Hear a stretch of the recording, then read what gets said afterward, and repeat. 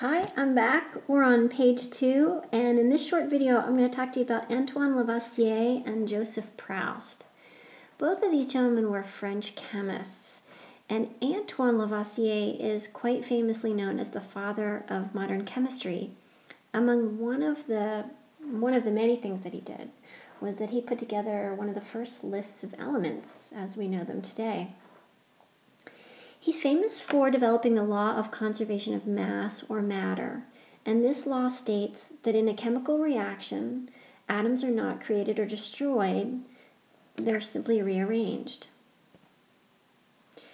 Here's Lavoisier's evidence for this law. What he did was, he was one of the first scientists who did research that included some of the first quantitative experiments with matter. One of the gentlemen he worked with was an American named Joseph Priestley, and Priestley had been working with taking compounds that contained oxygen, although he didn't know it at the time, and when he heated them, they gave off some sort of an air, and he was studying this air or this gas that was being given off. Well, Lavoisier repeated Priestley's experiments, among other experiments, only this time he would very, very carefully record the mass of the substances that were being reacted. They were either being heated or they were being burned. And then he would weigh the mass of the products, including the air that was given off. So there's a picture in your notes in the upper right-hand corner of a typical balance that Lavoisier might have used. He found that when he compared the mass of the reacting substances and the mass of the products, that there was no difference in mass. Thus, mass was conserved. Most of the reactions that Lavoisier studied were combustion reactions or reactions that involved oxygen. Joseph Proust was another French chemist, and he developed the law of definite proportions. This law says that all samples of a given compound have the same ratio by mass of the elements that make it up.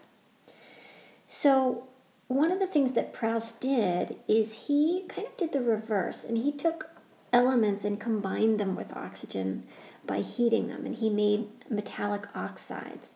And then he would determine what percentage of that oxide was made up of oxygen. In other words, he would weigh his product and again compare it to the original metal by itself.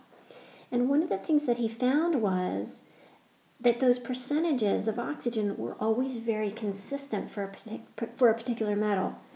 For example, when you would take iron and add oxygen to it, the final compound always contained either 27% oxygen or 48% oxygen, but it was never anything different.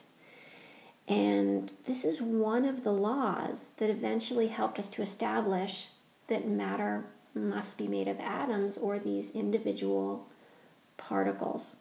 So it was a pretty important law.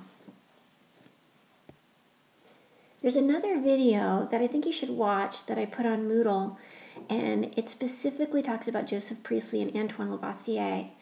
I like it because in there you'll see some of the equipment that these gentlemen would have used at the time.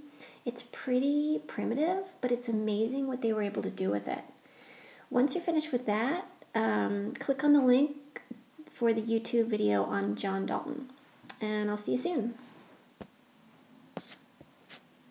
Made with Doodlecast Pro.